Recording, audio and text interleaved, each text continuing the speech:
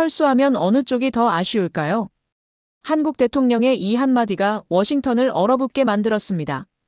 불과 며칠 전까지만 해도 트럼프는 당당했어요. 한국은 우리 없이는 72시간도 못 버틸 것이다.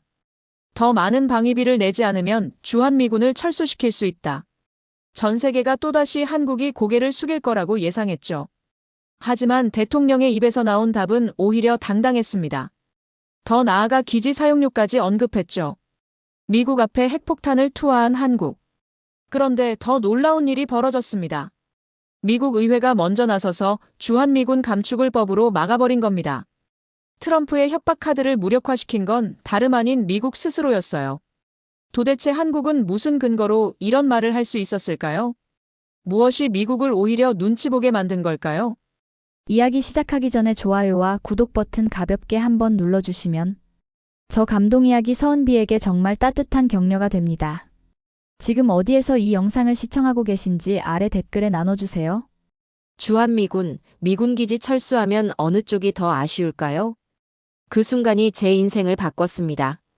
화면 속에서 한국 대통령이 말했습니다. 다른 나라도 아닌 한국이었습니다. 그 순간 마우스를 든 손이 얼어붙어 버렸죠. 저는 브라이언 마샬입니다. 미국 국방부에서 12년간 동맹 전략을 담당했고 지금은 안보 관련 전문 채널을 운영하고 있습니다. 나토 확장 프로젝트, 인도태평양 전략 수립, 중동 동맹국 관리까지.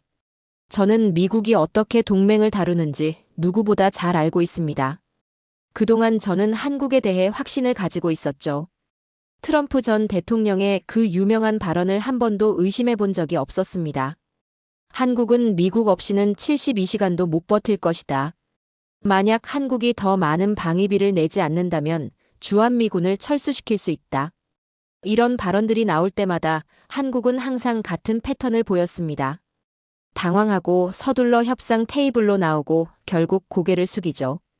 저는 그게 당연하다고 생각했습니다.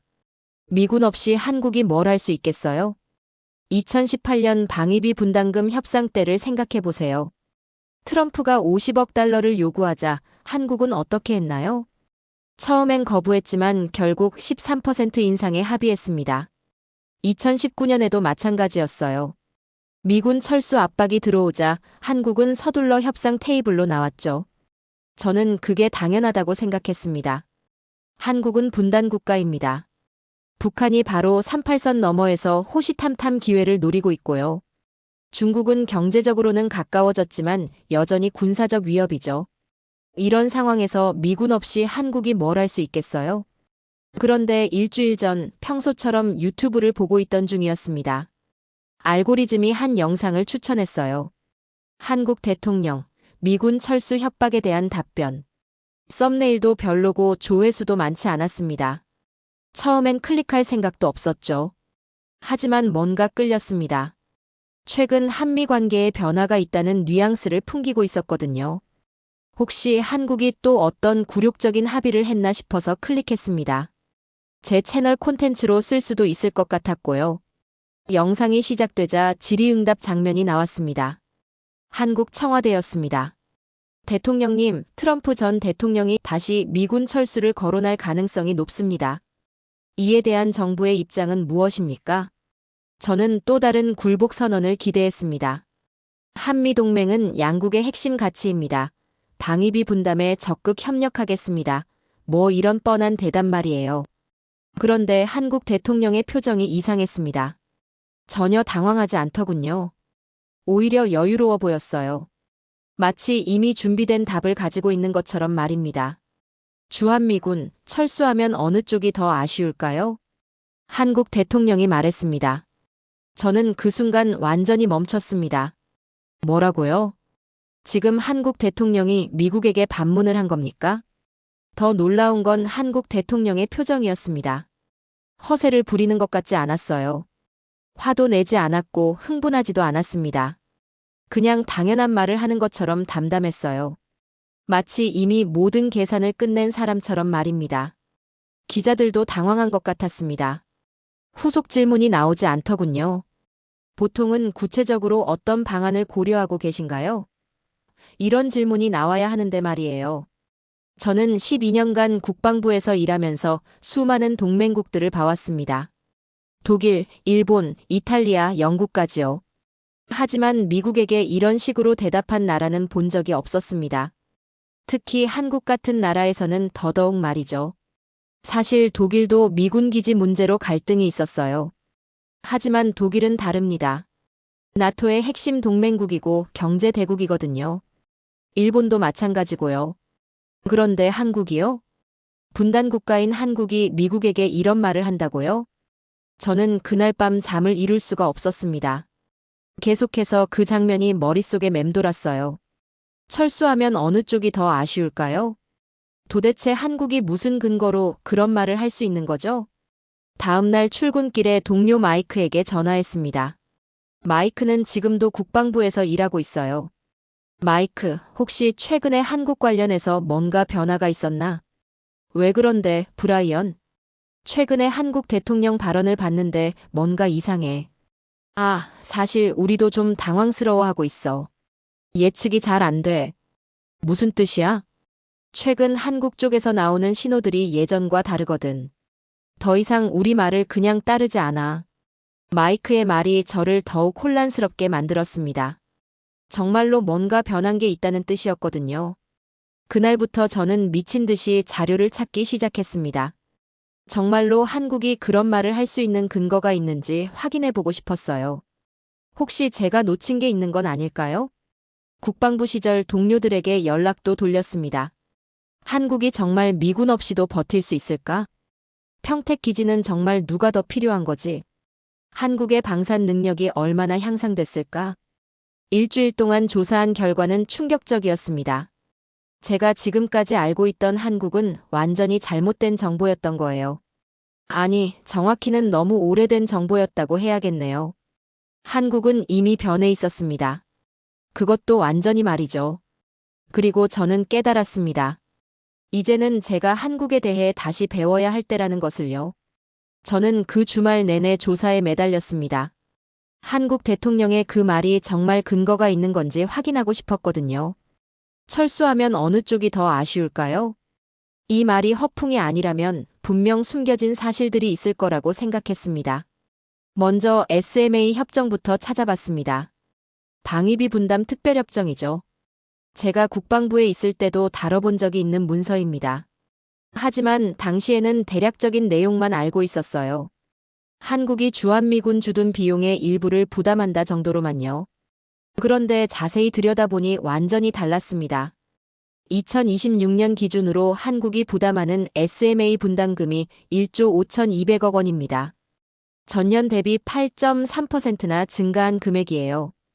일부 부담이라고 했는데 이게 일부라고? 더 충격적인 건 이 돈이 뭘 위해 쓰이는지 알았을 때였습니다. 2019년 기준 10억 달러 분담금의 세부 내역을 보니 믿기 어려웠어요. 48%가 근로자 9,000명의 임금으로 나갑니다. 36%는 기지 내 건물과 시설 건설비고요.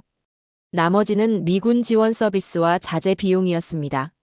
잠깐, 미군 기지 직원 임금을 한국이 낸다고? 저는 몇 번이나 다시 확인했습니다. 미군 기지에서 일하는 한국 직원들의 급여를 한국 정부가 지급하고 있었던 거예요. 9,000명이나 되는 사람들의 임금을 말입니다. 더 자세히 조사해보니 한국이 부담하는 건 이것만이 아니었습니다. 2016년부터 2019년까지 4년간의 데이터를 보면 더욱 놀라워요. 미국이 한국에서 급여, 시설 건설, 유지보수 등에 쓴 돈이 134억 달러였습니다. 그런데 이 중에서 한국이 현금과 현물로 부담한 게 58억 달러였어요. 거의 절반에 가까운 비용을 한국이 댄 셈이죠. 현물이라고 하면 뭘 말하는 거지? 더 파보니 정말 상상을 초월했습니다. 전기세, 수도세는 기본이고요. 토지 임대료는 아예 면제해주고 있었어요. 관세도 면제, 각종 세금도 면제. 심지어 미군 가족들을 위한 각종 편의시설까지 한국이 제공하고 있었습니다. 전화로 국방부 시절 동료 제임스에게 확인해봤습니다. 제임스, 한국이 미군한테 전기세까지 대준다는 게 맞아? 브라이언, 그런 세부 사항까지 왜 알려고 해? 궁금해서 그래. 정말인가? 잠시 침묵이 흘렀습니다. SMA 분담금에 모든 게 포함되어 있어. 시설 운영비, 유지비, 각종 공과금까지. 그럼 미군은 진짜 공짜로 지내는 거네. 그런 식으로 말하면 안 되지만. 사실상 그렇지. 제임스의 말이 저를 더욱 확신시켰습니다. 정말로 한국이 엄청난 비용을 부담하고 있다는 뜻이었어요. 그 다음엔 평택 기지를 조사했습니다. 캠프 험프리스라고 부르는 그 기지 말이에요. 미군의 아시아 최대 해외 기지입니다. 그런데 이 기지를 누가 지었을까요? 자료를 뒤지다가 믿기 어려운 숫자를 발견했습니다. 총 건설비 16조 원 중에서 한국이 부담한 비용이 14조 8천억 원. 무려 93%입니다. 미국은 고작 1조 2천억 원만 냈어요. 잠깐, 이게 맞나? 저는 몇 번이나 계산을 다시 했습니다. 하지만 숫자는 변하지 않았어요. 한국이 거의 전부를 지은 기지를 미국이 공짜로 쓰고 있다는 뜻이었습니다. 더 찾아보니 다른 나라들과 비교하면 더욱 충격적이었어요. 독일은 미군 기지 건설비를 거의 부담하지 않습니다. 일본도 마찬가지고요. 오히려 미국이 대부분을 부담하죠.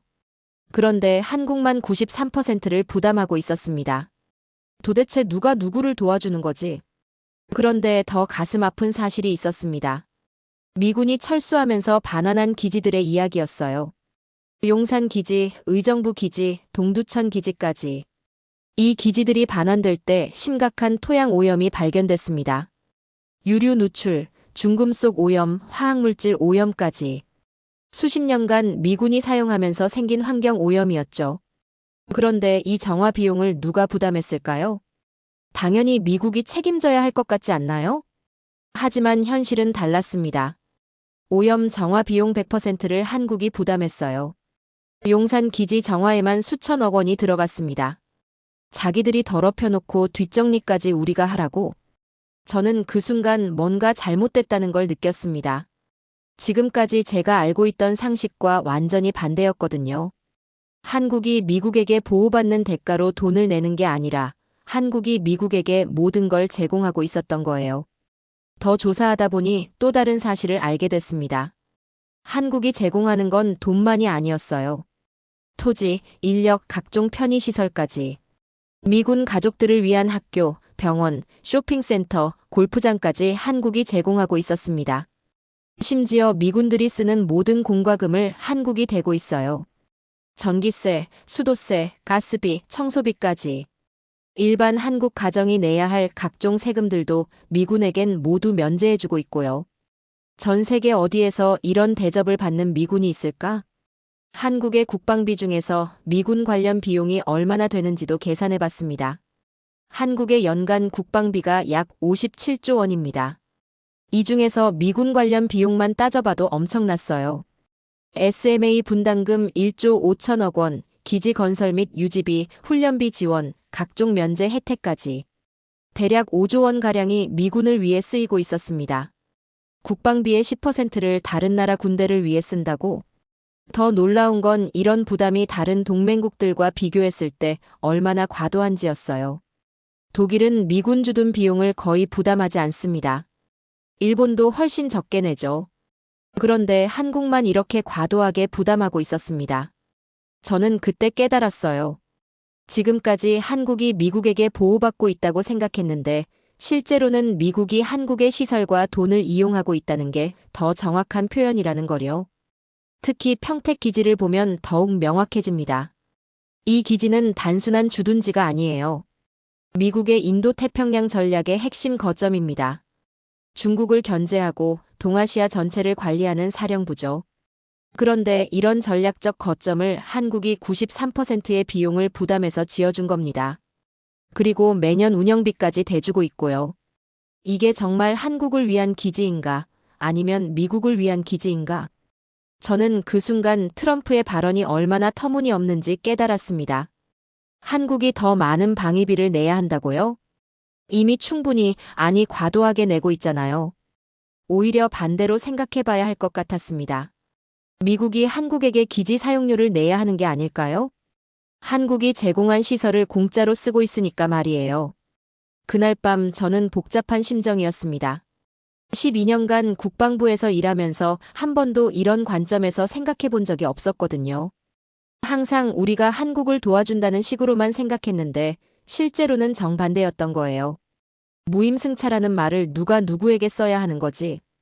트럼프가 한국을 무임승차라고 비난했지만 진짜 무임승차는 미국이 아닐까요? 저는 그때부터 한국을 다른 시각으로 보기 시작했습니다. 한국 대통령의 그 말이 허풍이 아니라 사실에 근거한 것이라는 걸 알게 됐거든요. 철수하면 어느 쪽이 더 아쉬울까요? 정말로 미국이 더 아쉬울 수도 있겠다는 생각이 들었습니다. 그런데 며칠 후 더욱 놀라운 사실을 발견했습니다. 이번엔 미국 쪽에서 먼저 움직인 거였어요. 그것도 한국이 아무것도 요구하지 않았는데 말입니다. 저는 평소처럼 미 의회 홈페이지에서 최신 법안들을 훑어보고 있었습니다. 국방부 출신이다 보니 NDAA, 즉 국방수권법에는 항상 관심을 갖고 있거든요. 그런데 법안을 보다가 한 조항에서 완전히 멈춰버렸습니다. 주한미군 규모를 28,500명 이하로 감축하는 것을 금지한다. 잠깐, 이게 뭐지? 저는 몇 번이나 다시 읽어봤습니다. 미 의회가 주한미군 감축을 법으로 막아버린 겁니다. 그것도 트럼프 대통령의 의지와는 상관없이 말이에요. 이건 정말 이례적인 일이었습니다. 보통 대통령이 군대 규모를 조정하려고 하면 의회가 반대하는 경우는 거의 없어요. 특히 해외 주둔 미군의 경우에는 더더욱 그렇죠. 그런데 한국만큼은 예외였던 겁니다. 더 자세히 조사해보니 이 법안이 통과된 배경이 흥미로웠습니다.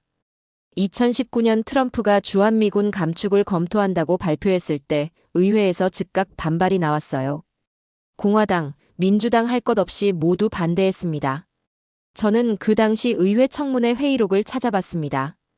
국방위원회에서 나온 발언들이 정말 충격적이었어요.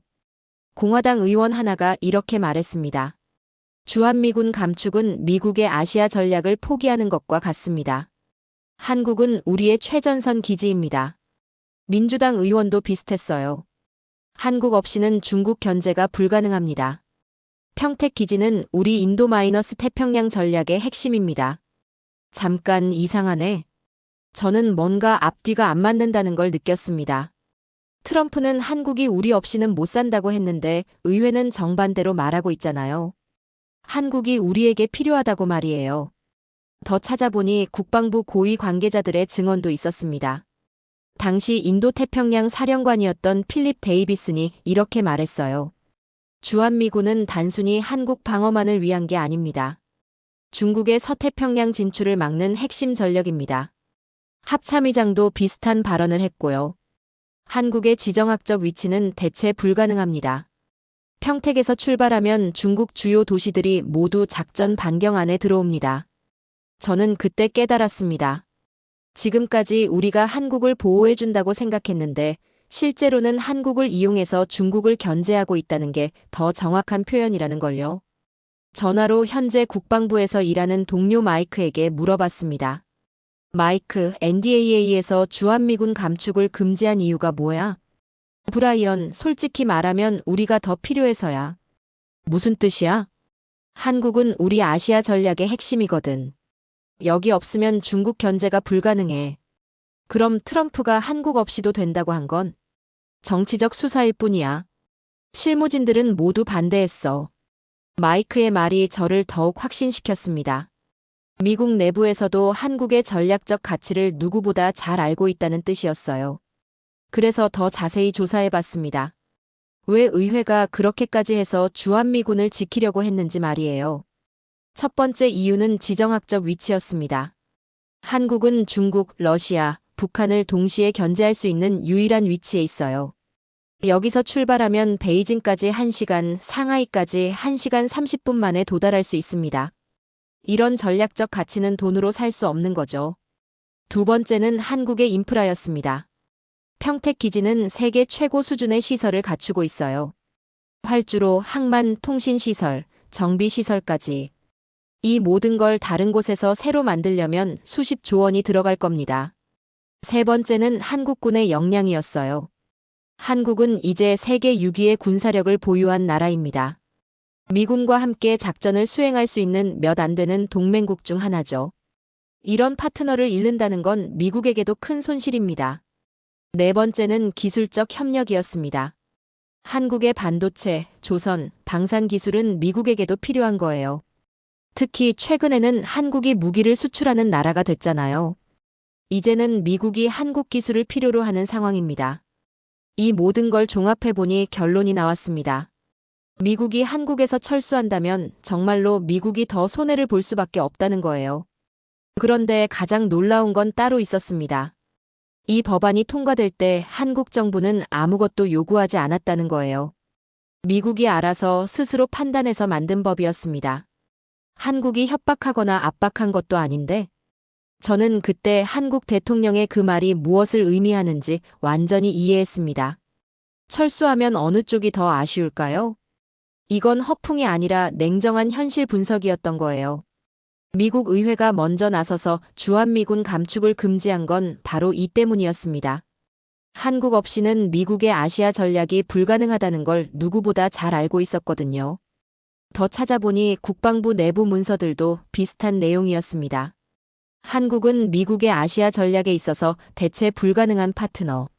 주한미군 기지는 인도-태평양 지역 안정의 핵심. 한국과의 동맹은 미국의 글로벌 전략의 필수 불가결. 이런 표현들이 계속 나왔어요. 더 이상 한국을 보호해준다는 식의 표현은 찾을 수 없었습니다. 오히려 한국과 함께 해야 한다. 한국의 협력이 필요하다는 표현들이 대부분이었어요.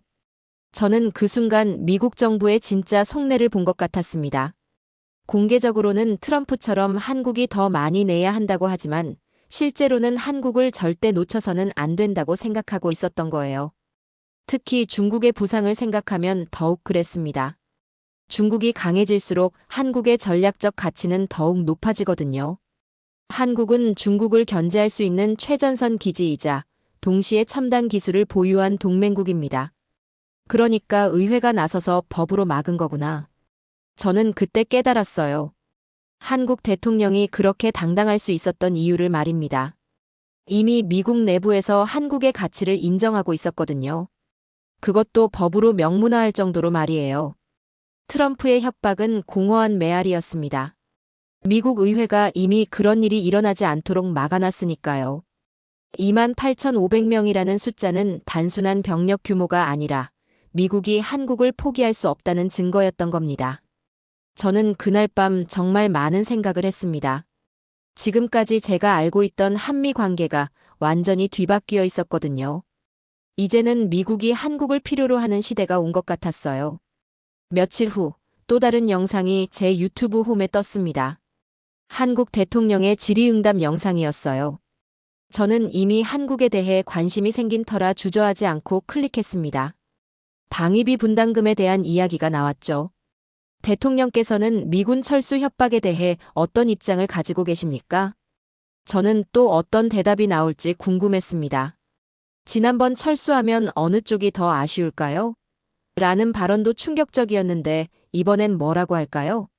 한국 대통령이 차분하게 답했습니다. 우리는 전략 파트너입니다. 그들이 우리 땅에 있는 기지를 사용하고 있다면 기지 사용료도 당연히 협상의 대상이겠죠. 저는 그 순간 또다시 완전히 멈춰버렸습니다. 기지 사용료를 받겠다고? 이건 단순한 방위비 이야기가 아니었어요. 완전히 다른 차원의 발상이었습니다.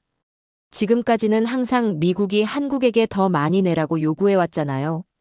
한국은 얼마나 더 낼까요? 라고 답하면서 협상이 시작됐고요. 그런데 이번엔 한국이 먼저 사용료를 받겠다고 나온 겁니다. 질문하는 쪽이 바뀐 거네. 저는 그때 깨달았어요. 이제는 미국이 얼마나 낼까요? 라고 물어봐야 할 상황이 온 거라는 걸 말입니다. 더 놀라운 건 한국 대통령의 이런 발언이 갑작스럽게 나온 게 아니라는 점이었어요. 자료를 찾아보니 이재명 대통령은 과거 시장 시절부터 주한미군 문제에 대해 지속적으로 관심을 가져왔던 것 같았습니다. 주한미군은 한국만을 위한 게 아니다. 미국의 아시아 전략을 위한 것이기도 하다. 이런 식의 발언들이 여러 차례 있었어요. 방위비 분담은 일방적인 관계가 아니라 상호 이익을 고려해야 한다. 이런 관점도 예전부터 가지고 있었던 것 같고요. 이 사람이 오래전부터 이런 생각을 했다고? 저는 그의 일관된 철학을 느낄 수 있었습니다. 동맹은 일방적인 관계가 아니라 상호 이익을 추구하는 관계다. 이런 확신이 바탕에 있었기에 그렇게 당당할 수 있었던 거죠. 전화로 워싱턴에 있는 동료 제임스에게 물어봤습니다. 제임스, 한국이 기지 사용료를 받겠다고 나오면 어떻게 될까? 잠시 침묵이 흘렸습니다. 브라이언, 그건 좀 복잡한 문제야. 왜? 법적으로는 가능하거든. 한국 땅이니까. 제임스의 말이 저를 더욱 놀라게 했습니다. 정말로 한국이 기지 사용료를 요구할 권리가 있다는 뜻이었거든요. 그럼 다른 나라들은 어떻게 해? 독일이나 일본은 기지 사용에 대한 별도 비용을 받지 않아. 하지만 그 대신 다른 혜택들이 있지. 어떤 혜택? 경제적 지원, 기술 이전, 정치적 보호 같은 것들. 그럼 한국은 그런 혜택이 없다는 거네. 제임스가 한숨을 쉬었습니다. 솔직히 말하면 한국은 주는 것만 많고 받는 건 별로 없어. 저는 그 순간 한국의 입장이 완전히 이해됐습니다. 지금까지 한국은 일방적으로 제공만 해왔는데 이제는 상호 이익을 추구하겠다는 거였어요. 더 조사해보니 한국 정부 관계자들의 비슷한 발언들을 찾을 수 있었습니다. 이제는 조건부 동맹 시대로 전환해야 합니다. 무조건적인 지원이 아니라 서로의 이익을 고려한 협상이 필요하죠. 조건부 동맹이라. 이 표현이 저에게는 정말 인상적이었어요. 지금까지의 한미 동맹이 무조건적이었다면 이제는 조건부가 되겠다는 뜻이었거든요. 그런데 가장 놀라운 건 이런 변화에 대한 미국 내부의 반응이었습니다. 국무부나 국방부에서 강한 반발이 나올 줄 알았는데 의외로 조용했어요. 오히려 일부 전문가들은 이해할 만하다는 반응을 보였습니다. 워싱턴의 한 싱크탱크 전문가는 이런 의견을 내놓았어요. 한국의 요구는 합리적입니다. 실제로 주한미군 기지는 미국의 글로벌 전략의 핵심적인 역할을 하고 있으니까요. 다른 전략 연구소의 연구원도 비슷한 견해였고요. 한국이 제공하는 전략적 가치를 생각하면 더 나은 조건을 요구할 만합니다. 미국 전문가들도 한국 편을 든다고? 저는 그때 깨달았어요. 이제는 미국도 한국을 함부로 대할 수 없는 상황이 됐다는 걸 말입니다. 한국의 전략적 가치가 너무 커졌거든요. 특히 중국과의 경쟁이 심화되면서 한국의 중요성은 더욱 부각되고 있었어요. 반도체 분야만 봐도 그렇습니다. 삼성과 SK 하이닉스가 없으면 미국의 첨단 무기 생산이 어려워져요. 메모리 반도체의 70% 이상을 한국이 생산하고 있거든요. 배터리 기술도 마찬가지예요. LG 에너지 솔루션, SK온, 삼성 SDI 없이는 전기차 혁명이 불가능합니다. 미국이 중국에 맞서려면 한국의 배터리 기술이 필수적이에요. 조선업도 그렇고요. 한국의 조선소들이 만드는 LNG선, 컨테이너선 없이는 글로벌 물류가 마비됩니다. 특히 군함 건조 기술은 세계 최고 수준이에요. 방산 분야는 더욱 놀라웠습니다. K9 자주포는 세계에서 가장 많이 팔리는 자주포가 됐어요. 폴란드, 호주, 인도, 노르웨이까지 전 세계 50여 개국이 한국산 무기를 도입했습니다. 한국이 이제 무기 수출국이 됐다고? 더 중요한 건 한국의 지정학적 위치였어요. 평택 기지에서 출발하면 중국의 주요 도시들이 모두 작전 반경 안에 들어와요. 베이징까지 1시간, 상하이까지 1시간 30분이면 도달할 수 있습니다. 이런 전략적 위치는 돈으로도 살 수 없는 거죠. 또한 한국은 중국과 러시아, 북한을 동시에 견제할 수 있는 유일한 위치에 있어요. 일본은 너무 동쪽에 있고 대만은 너무 작습니다. 한국만이 적당한 크기와 완벽한 위치, 충분한 경제력을 모두 갖추고 있어요. 그러니까 한국이 당당할 수 있는 거구나. 저는 한국 대통령의 또 다른 발언을 찾아봤습니다. 누가 누구를 보호하는 걸까요? 우리는 그들의 전진 기지를 제공하고 있습니다. 이 말이 저에게는 정말 충격적이었어요. 지금까지는 미국이 한국을 보호한다고 생각했는데 한국이 미국의 전진 기지를 제공한다는 관점은 완전히 새로웠거든요. 실제로 생각해보니 맞는 말이었습니다. 평택 기지는 미국의 인도-태평양 전략의 핵심 거점이에요. 여기서 중국을 견제하고 동아시아 전체를 관리하고 있죠. 한국이 이런 전략적 거점을 제공하고 있는 겁니다. 그럼 정말로 누가 누구를 보호하는 거지? 저는 그 질문에 대한 답을 찾기 위해 더 깊이 조사했습니다. 한국의 국방력은 어느 정도일까요? 정말로 미국 없이도 자립할 수 있을까요? 조사 결과는 놀라웠습니다. 한국은 이미 세계 6위의 군사 강국이었어요.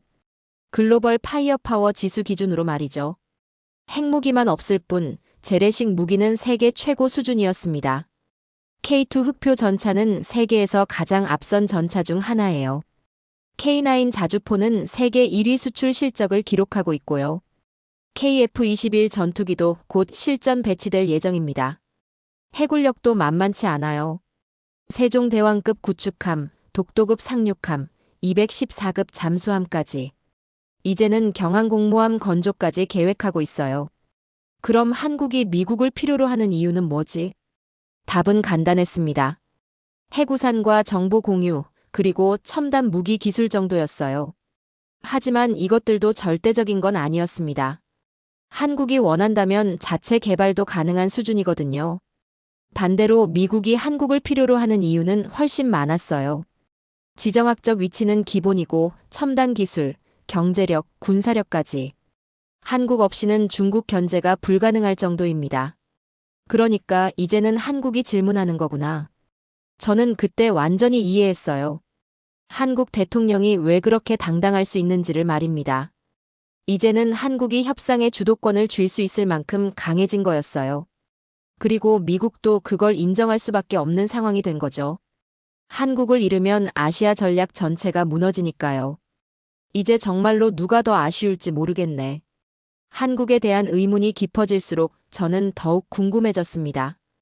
평택 기지를 직접 가서 봐야겠다는 생각이 들었어요. 캠프 험프리스, 그 유명한 미군의 아시아 최대 해외기지 말입니다. 다행히 저의 유튜브 채널이 안보 전문 채널이다 보니 공식 루트로 방문 허가를 받을 수 있었습니다. 물론 일반인에게 공개되는 구역만, 그리고 담당자 동반 하에서만 가능한 제한적인 방문이었지만요.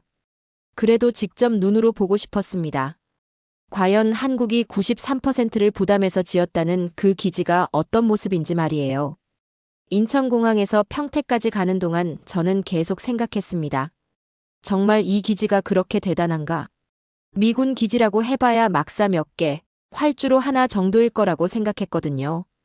그런데 평택에 도착해서 기지를 보는 순간 저는 완전히 말을 잃었습니다. 이게 기지야, 도시야? 기지 정문부터가 남달랐어요. 마치 대학교 캠퍼스 같은 느낌이었습니다. 깔끔하게 정돈된 도로, 잘 관리된 잔디밭, 현대적인 건물들까지. 이건 제가 상상했던 군사기지의 모습이 아니었어요.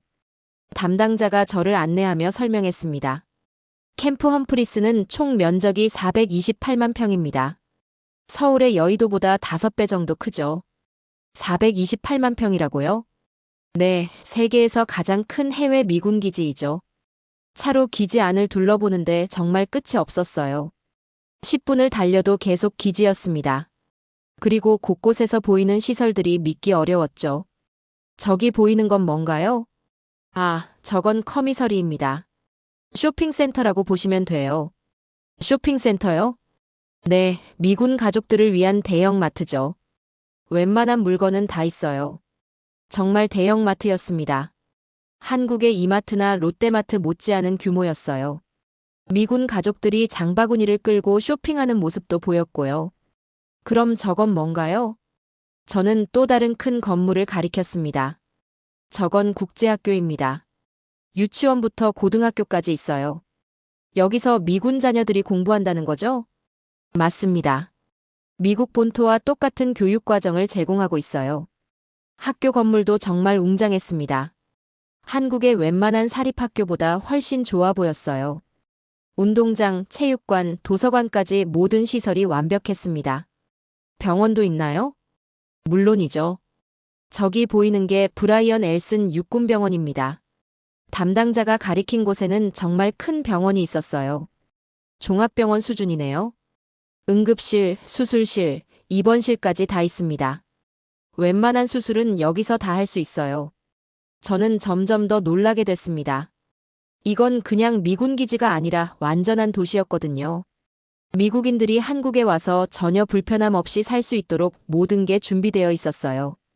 스포츠 시설도 있나요? 당연하죠. 골프장, 볼링장, 수영장, 헬스장까지 있어요. 골프장까지 있다고요? 18홀짜리 정식 골프장입니다. 클럽하우스도 있고요. 정말 놀라웠습니다. 한국 땅에 미군들만을 위한 골프장까지 만들어놨다니. 그것도 한국 돈으로 말이에요. 레스토랑은 얼마나 많나요? 맥도날드, 버거킹, 서브웨이까지. 미국에 있는 체인점들이 거의 다 들어와 있어요. 스타벅스도 있나요? 물론입니다. 2개 매장이 있어요. 저는 그때 깨달았습니다. 이곳에서 사는 미군들은 정말 미국에서 사는 것과 다를 바가 없겠구나. 아니, 어떤 면에서는 더 좋을 수도 있겠다는 생각이 들었어요. 모든 걸 한국이 다 준비해줬으니까 말입니다. 주거시설은 어떤가요? 단독주택부터 아파트까지 다양하죠. 계급에 따라 배정받아요. 실제로 보니 주거지역도 잘 조성되어 있었습니다. 미국 교외의 전형적인 주택가 같은 느낌이었어요. 이 모든 걸 한국이 지었다는 게 맞나요? 담당자가 잠시 망설이더니 대답했습니다.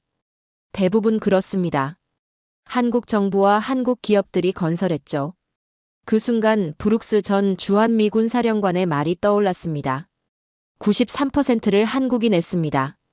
이런 동맹 본 적 없습니다. 그가 2019년에 한 말이었는데 이제야 그 의미를 완전히 이해할 수 있었어요. 저는 기지를 돌아보며 계속 계산을 해봤습니다. 이 어마어마한 규모의 시설들을 지으려면 도대체 얼마나 들었을까요? 쇼핑센터, 학교, 병원, 골프장, 수천 채의 주택까지. 정말 천문학적인 비용이 들어갔을 거예요. 건설비가 총 얼마나 들었나요? 정확한 숫자는 공개하기 어렵지만 수십조 원 규모입니다. 그 중에서 미국이 낸 건? 담당자가 또 망설였습니다. 아, 그것도. 정확히는 말씀드리기 어렵네요. 하지만 저는 이미 알고 있었습니다. 16조 원 중에서 미국이 낸 건 고작 1조 2천억 원 뿐이라는 걸요. 나머지 14조 8천억 원은 모두 한국이 부담했습니다. 이건 한국 기지가 아니라 미국 기지인데 저는 이상한 기분이 들었어요. 한국이 거의 다 지어놓고 미국이 공짜로 쓰고 있으니까요. 기지 안 곳곳을 둘러보면서 저는 계속 생각했습니다. 트럼프가 우리가 한국에 다 해줬다고 말했을 때 과연 뭘 해줬다는 걸까요? 제가 보기에는 한국이 미국에게 다 해준 것 같은데요. PX도 구경할 수 있나요? 네, 가능합니다. PX, 부대 매점도 규모가 어마어마했습니다. 한국의 대형 할인점 수준이었어요. 의류, 전자제품, 생활용품까지 없는 게 없었습니다. 게다가 모든 상품이 면세였죠. 이곳 물건들은 관세가 면제되나요? 네, 모든 미군 관련 물품은 한국 정부에서 관세를 면제해주고 있습니다. 또 하나의 혜택이었습니다. 한국이 미군들에게 베푸는 혜택은 정말 끝이 없는 것 같았어요. 기지 투어를 마치고 나니 오후 3시가 넘었습니다. 5시간 동안 돌아봤는데도 다 보지 못했어요. 정말 하나의 도시였습니다. 마지막으로 하나만 물어볼게요. 이 모든 시설의 운영비는 누가 부담하나요? 전기세, 수도세, 청소비 같은 건 모두 SMA 분담금에 포함되어 있습니다. 그럼 한국이 내는 거네요? 저는 그 순간 완전히 이해했습니다. 한국이 이 거대한 도시를 지어주고 운영비까지 대주고 있다는 걸 말이에요. 미군들은 정말 공짜로 지내고 있었던 겁니다. 평택을 떠나면서 저는 트럼프의 그 말을 다시 생각해봤습니다.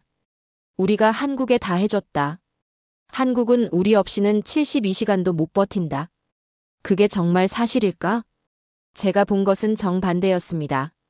한국이 미국에게 세계 최고의 시설을 무상으로 제공하고 있었어요.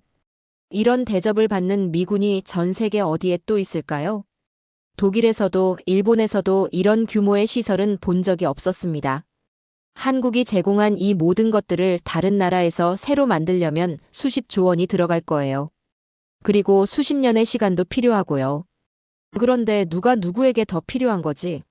저는 그날 밤 호텔에서 정말 많은 생각을 했습니다. 지금까지 제가 알고 있던 한미 관계가 완전히 뒤바뀌어 있었거든요. 한국이 미국에게 의존하는 게 아니라 미국이 한국에게 의존하고 있는 것 같았어요. 평택 기지는 단순한 군사 기지가 아니었습니다. 미국의 아시아 전략을 실현하는 핵심 거점이었어요.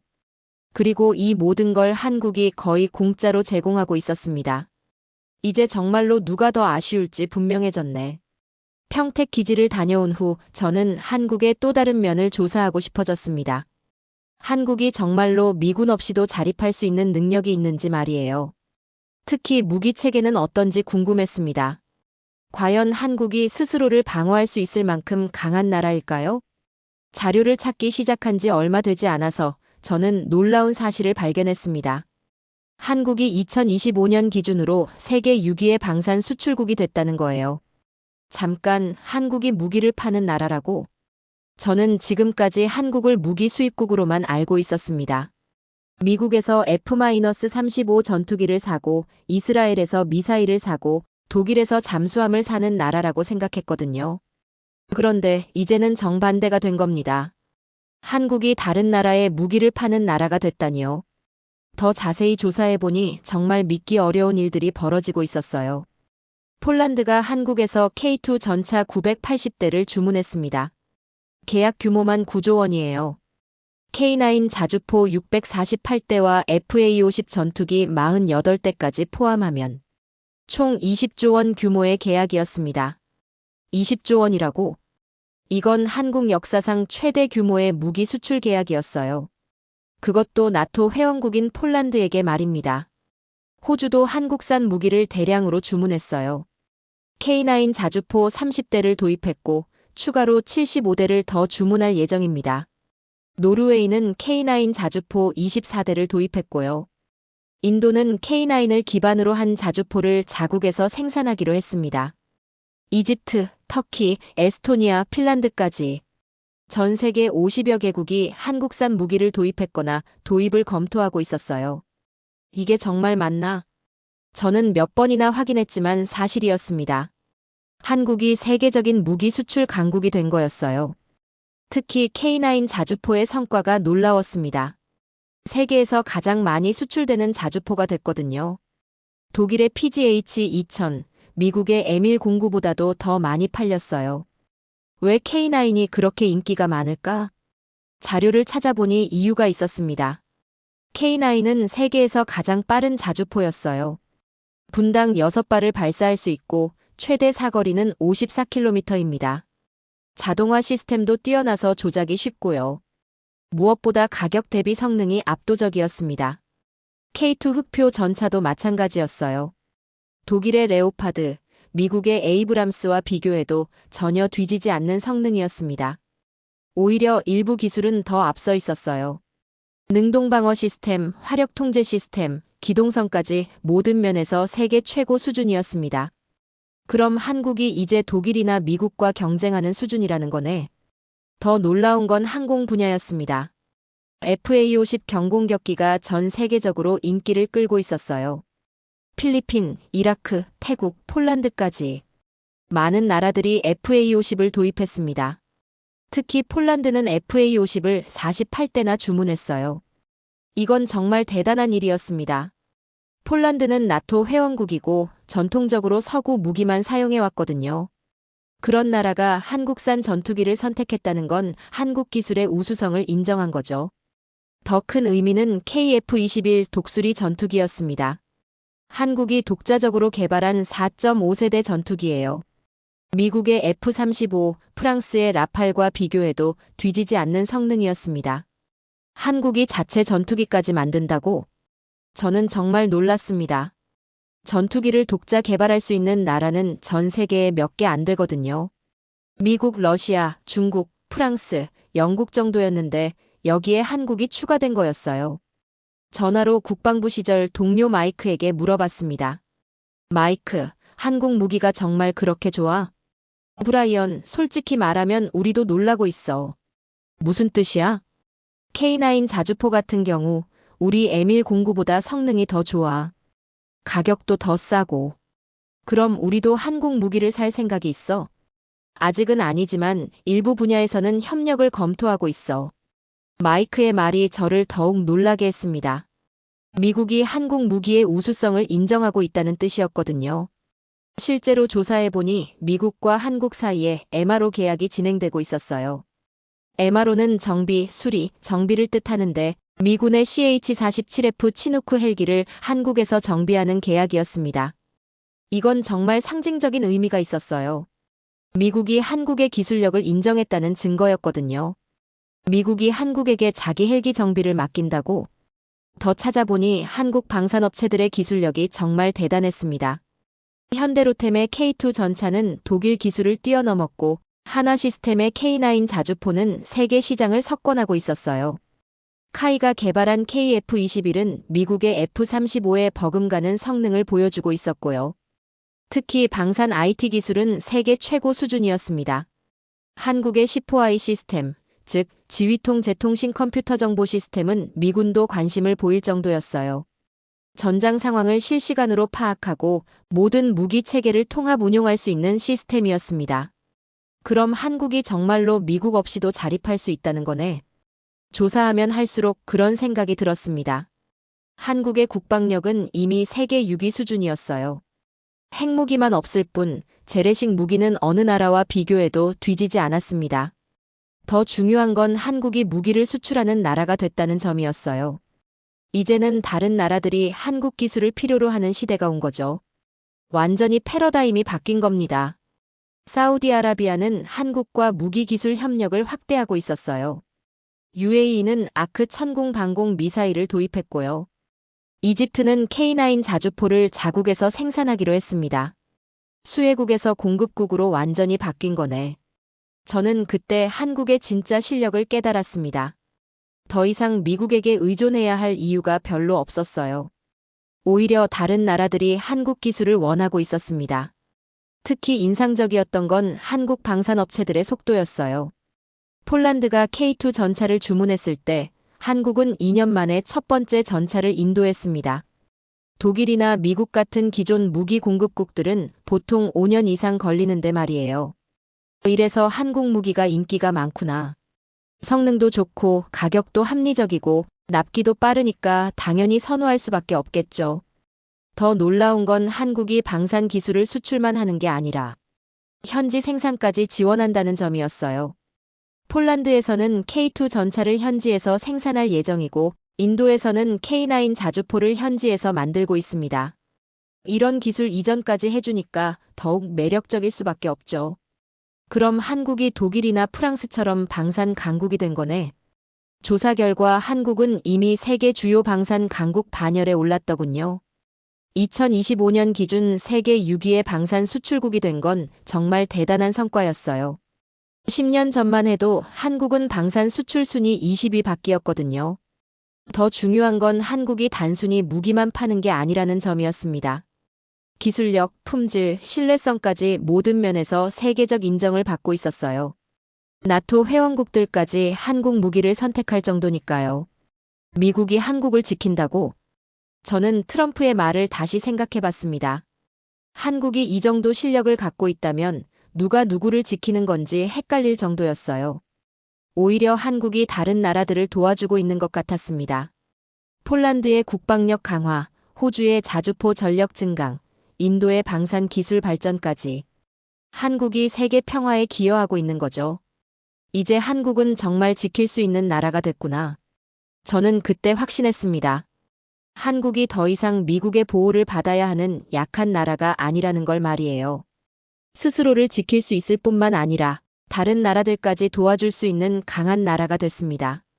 그리고 세계가 그걸 인정하고 있었어요. 50여 개국이 한국 무기를 선택한 건 바로 그 증거였습니다. 한국은 이제 진정한 방산 강국이 된 거였어요.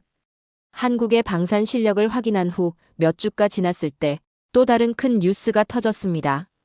한미 간 무역 협상에서 한국이 전례 없는 성과를 거뒀다는 소식이었어요. 미국이 한국에게 전략적 예외 혜택을 부여했다는 내용이었습니다.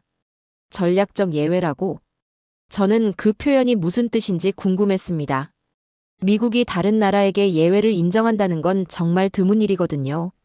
특히 무역 분야에서는 더더욱 그렇죠. 자세히 알아보니 정말 놀라운 내용이었습니다. 미국이 중국을 겨냥해서 만든 각종 고율 관세 정책에서 한국만은 예외로 인정한 거였어요. 반도체, 배터리, 조선, 에너지 분야에서 한국 기업들에게 특별 혜택을 준 겁니다. 가장 대표적인 게 반도체 분야였어요. 삼성과 SK 하이닉스가 미국에서 생산하는 메모리 반도체에 대해서는 관세를 아예 면제해줬습니다. 뿐만 아니라 각종 규제도 완화해줬어요. 미국 정부가 직접 나서서 한국 반도체 기업들을 지원한 거죠. 이게 정말 가능한 일인가? 저는 믿기 어려웠습니다. 미국이 자국 기업도 아닌 한국 기업을 이렇게까지 지원한다는 게 말이에요. 배터리 분야도 마찬가지였습니다. LG에너지솔루션, SK온, 삼성 SDI 같은 한국 배터리 기업들에게 특별 혜택을 줬어요. 전기차 보조금 정책에서도 한국 배터리를 사용한 차량에 대해서는 예외를 인정했습니다. 이건 정말 파격적인 조치였어요. 미국의 인플레이션 감축법에서는 원칙적으로 중국산 배터리를 사용한 전기차에 대해서는 보조금을 주지 않거든요. 그런데 한국 배터리에 대해서는 완전히 다른 기준을 적용한 거죠. 조선 분야에서도 비슷한 일이 벌어졌습니다. 한국 조선소들이 건조한 LNG선, 컨테이너선에 대해서는 각종 규제를 완화해줬어요. 미국 항구 입항 시 우선권도 주고 환경 규제도 예외를 인정했습니다. 왜 한국에게만 이런 혜택을 주는 거지?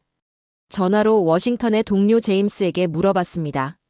제임스, 한국이 무역협상에서 뭔가 특별한 카드를 쓴 거야? 브라이언, 이건 단순한 무역협상이 아니야. 무슨 뜻이야? 전략적 파트너십의 차원에서 접근한 거거든. 전략적 파트너십? 한국 없이는 중국 견제가 불가능해. 그래서 한국을 완전히 다르게 대우하기로 한 거지. 제임스의 말이 저에게는 정말 인상적이었습니다. 이제는 미국이 한국을 단순한 동맹국이 아니라 전략적 파트너로 보고 있다는 뜻이었어요. 더 자세히 조사해보니 한국이 얼마나 중요한 위치에 있는지 알 수 있었습니다. 반도체 분야만 봐도 그래요. 전 세계 메모리 반도체의 70% 이상을 한국이 생산하고 있습니다. 삼성과 SK 하이닉스 없이는 스마트폰, 컴퓨터, 자동차 생산이 불가능해요. 특히 최첨단 반도체 분야에서 한국의 역할은 절대적입니다. TSMC가 위탁 생산을 담당한다면 삼성은 메모리와 시스템 반도체를 모두 생산할 수 있는 유일한 기업이에요. 미국이 중국과 반도체 패권 경쟁을 벌이는 상황에서 한국은 필수 불가결한 파트너인 거죠. 배터리 기술도 마찬가지입니다. 전기차 혁명이 진행되는 지금 한국의 배터리 기술 없이는 미국도 중국을 따라잡기 어려워요. LG에너지솔루션은 GM, 포드와 합작법인을 만들어서 미국 현지에서 배터리를 생산하고 있습니다. SK온은 포드와 함께 미국에 공장을 짓고 있고요. 삼성 SDI는 스텔란티스와 파트너십을 맺었습니다. 그러니까 이젠 한국이 미국에게 꼭 필요한 거구나.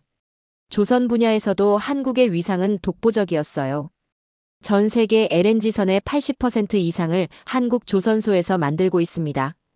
현대중공업, 삼성중공업, 대우조선해양의 기술력은 세계 최고 수준이에요. 특히 친환경 선박 기술에서는 한국이 압도적으로 앞서 있습니다. 미국이 에너지 안보를 중시하는 상황에서 LNG 운반선은 정말 중요한 전략 자산이에요. 러시아 에너지 의존도를 줄이려면 LNG 수입을 늘려야 하는데 그러려면 한국이 만든 LNG선이 필수적입니다. 그래서 한국에게 특별 대우를 해주는 거구나. 더 놀라운 건 이런 혜택을 받는 게 한국뿐이라는 점이었어요. 일본도, 독일도, 영국도 이런 대우는 받지 못했습니다. 오히려 일본은 일부 분야에서 제재를 받기도 했어요. 독일 자동차 기업들은 미국에서 각종 규제에 시달리고 있고 영국도 브렉시트 이후 미국과의 무역에서 어려움을 겪고 있습니다. 그런데 한국만은 완전히 다른 대우를 받고 있는 거죠. 이게 바로 협상력의 차이구나. 저는 한국이 어떻게 이런 성과를 거둘 수 있었는지 궁금했습니다. 더 조사해보니 한국 정부의 협상 전략이 정말 탁월했어요. 한국은 단순히 경제적 이익만 내세우지 않았습니다. 안보, 기술, 에너지까지 포괄적인 전략 파트너십을 제안한 거예요. 우리가 제공할 수 있는 가치를 명확하게 보여준 겁니다. 특히 한국이 강조한 건 상호 의존성이었어요. 미국이 한국을 필요로 하는 만큼 한국도 미국을 필요로 한다는 논리였습니다. 하지만 한국 없이는 미국도 어렵다는 점을 확실하게 어필한 거죠. 실제로 한국의 주장은 설득력이 있었습니다. 반도체, 배터리, 조선, 방산까지 한국이 보유한 핵심 기술들이 미국의 전략 목표 달성에 필수적이었거든요. 더 중요한 건 한국이 대안을 가지고 있다는 점이었어요. 미국이 거부하면 한국은 다른 선택지도 있다는 걸 보여줬습니다. 유럽과의 협력 확대, 중동과의 파트너십 강화 같은 카드들 말이죠. 그러니까 미국이 양보할 수밖에 없었던 거구나. 국무부 관계자의 발언도 인상적이었습니다. 한국은 이제 협상의 상대가 아닙니다. 전략을 함께 짜는 파트너입니다. 이 말이 모든 걸 설명해 주는 것 같았어요. 이제는 미국이 한국에게 이렇게 해라라고 지시하는 관계가 아니라 어떻게 할까요? 라고 상의하는 관계가 된 거죠. 펜타곤 고위 관계자도 비슷한 얘기를 했어요. 한국은 우리의 전략적 자산입니다. 이런 파트너를 잃을 수는 없습니다. 전략적 자산이라. 이 표현이 저에게는 정말 인상적이었어요. 한국이 미국에게 있어서 단순한 동맹국을 넘어서는 존재가 됐다는 뜻이었거든요. 더 놀라운 건 이런 변화가 한국 주도로 이루어졌다는 점이었습니다. 한국이 먼저 우리는 이런 가치를 제공할 수 있다고 제안한 거예요. 그리고 미국이 그걸 받아들인 겁니다. 이건 정말 역사적인 변화였어요. 지금까지는 미국이 주도하고 한국이 따라가는 관계였는데 이제는 한국도 주도권을 갖게 된 거죠. 이제 정말로 동등한 파트너가 됐구나. 저는 한국 대통령의 그 말을 다시 생각해 봤습니다. 철수하면 어느 쪽이 더 아쉬울까요?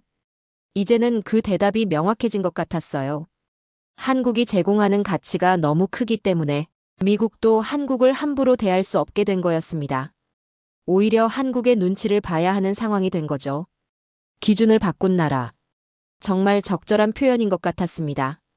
한국이 동맹의 기준, 협상의 기준, 파트너십의 기준을 모두 바꿔놓은 거예요. 이제는 다른 나라들도 한국의 사례를 벤치마킹하려고 할 것 같았습니다.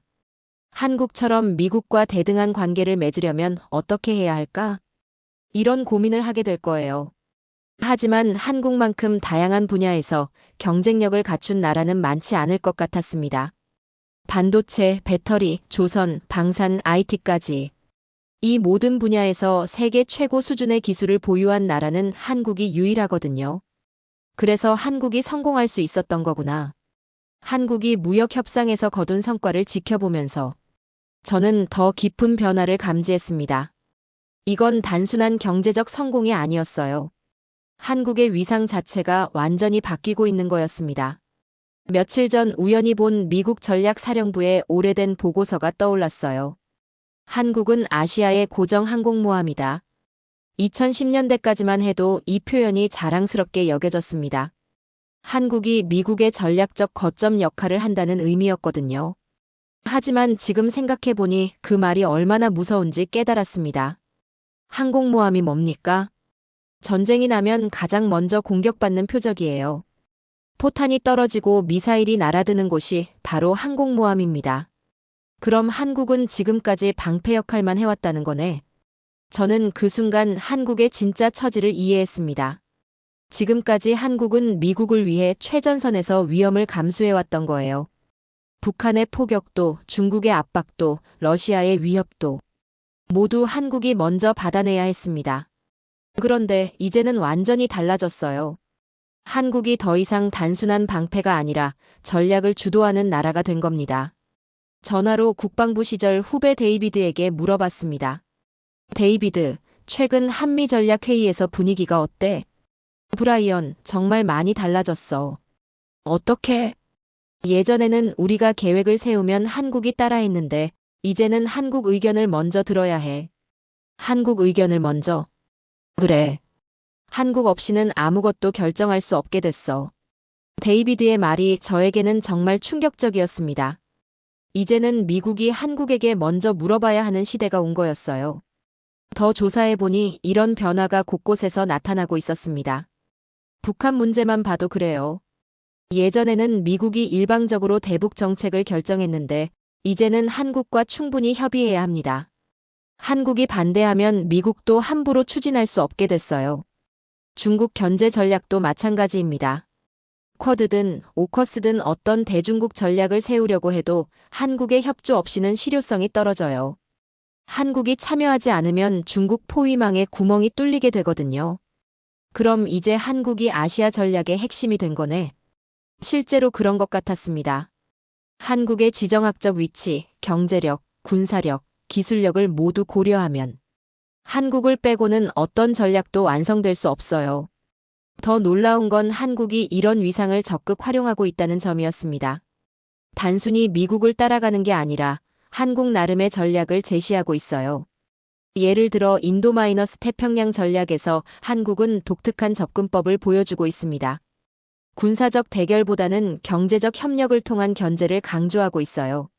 한국의 반도체, 배터리, 조선 기술을 활용해서 중국의 영향력을 상쇄하자는 논리죠.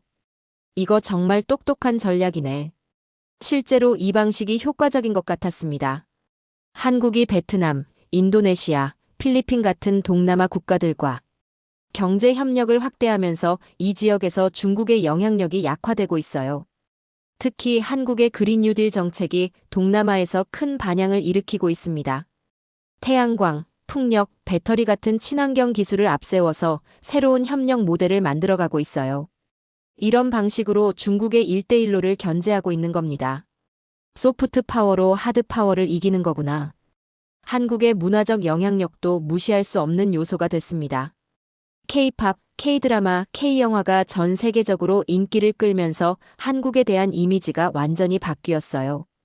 이제는 한국을 쿨한 나라, 혁신적인 나라로 보는 시각이 많아졌습니다. 이런 소프트 파워가 외교에도 큰 도움이 되고 있어요. 젊은 세대들이 한국을 좋아하다 보니 정치적으로도 한국의 우호적인 분위기가 형성되고 있는 거죠. 그래서 한국이 이렇게 당당할 수 있는 거구나. 더 중요한 건 한국이 이런 변화를 의식적으로 추진하고 있다는 점이었습니다. 한국 정부의 고위 관계자가 이런 말을 했더군요. 우리는 더 이상 누군가의 부속품이 아닙니다. 우리 자신이 하나의 완전한 전략입니다. 이 말이 저에게는 정말 인상적이었어요. 한국이 자신의 정체성을 명확하게 정립한 거였습니다. 실제로 한국의 이런 변화가 다른 나라들에게도 영향을 미치고 있었어요. 일본도 미국과의 관계에서 더 대등한 위치를 요구하기 시작했고, 독일도 유럽에서의 독자적 역할을 강화하고 있습니다. 한국이 모범 사례가 된 거네.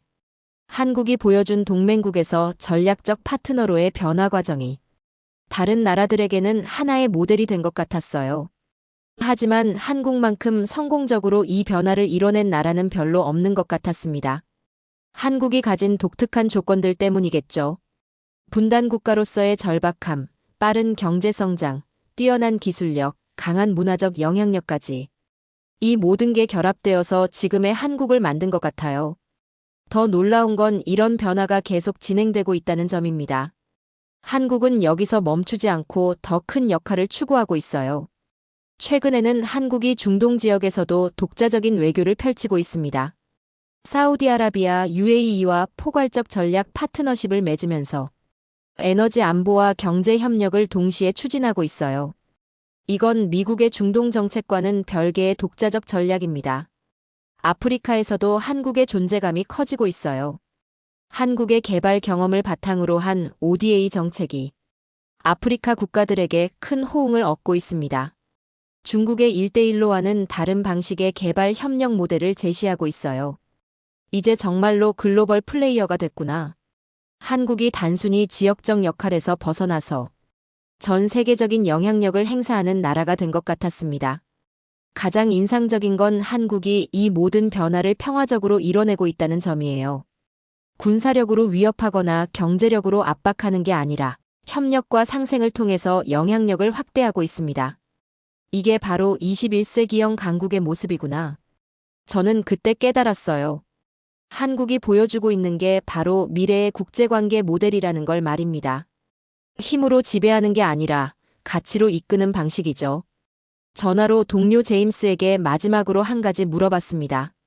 제임스, 솔직히 말해서 이제 한국 없이도 우리가 아시아에서 영향력을 유지할 수 있을까? 잠시 침묵이 흘렸습니다. 브라이언, 솔직히 말하면 불가능해. 한국은 이제 우리에게 없어서는 안 될 파트너야. 그럼 누가 더 필요한 거지? 이제는 서로 필요한 거야. 하지만 한국 쪽이 더 많은 카드를 가지고 있는 것 같아. 제임스의 마지막 말이 모든 걸 정리해주는 것 같았습니다. 이제 한국은 더 이상 미국의 고정 항공모함이 아니었어요. 한국은 스스로 항로를 결정하고 전략을 수립하고 미래를 설계하는 나라가 된 겁니다. 이제 한국은 항공모함이 아니다. 한국은 전략 그 자체다. 저는 그 순간 확신했습니다. 한국이 단순히 성공한 나라를 넘어서서 새로운 시대의 모델이 되는 나라라는 걸 말이에요. 그리고 이런 한국의 변화가 전 세계에 긍정적인 영향을 미칠 것이라는 확신도 들었습니다. 이 모든 과정을 지켜보며 저는 한 가지를 분명히 깨달았습니다. 한국은 이제 더 이상 받기만 하는 나라가 아닙니다. 그들은 이제 묻지 않습니다. 대신 이렇게 말합니다. 그 기지 어떻게 쓰실 겁니까? 그 협정 어떤 조건으로 하시겠습니까? 한국은 질문을 받는 나라에서 질문을 하는 나라로 변했습니다. 호구에서 협상자로, 수혜국에서 공급국으로, 방패에서 전략의 중심으로 바뀌었습니다. 그 과정을 지켜본 한 사람으로서 저는 확신합니다. 이제 한국은 전략 그 자체입니다. 세계가 인정하고 미국조차 필요로 하는 진정한 파트너가 된 것입니다. 이것이 바로 21세기 대한민국의 진짜 모습입니다. 당당하게 협상하고 세계를 놀라게 한 오늘의 이야기를 함께 시청해 주셔서 감사합니다.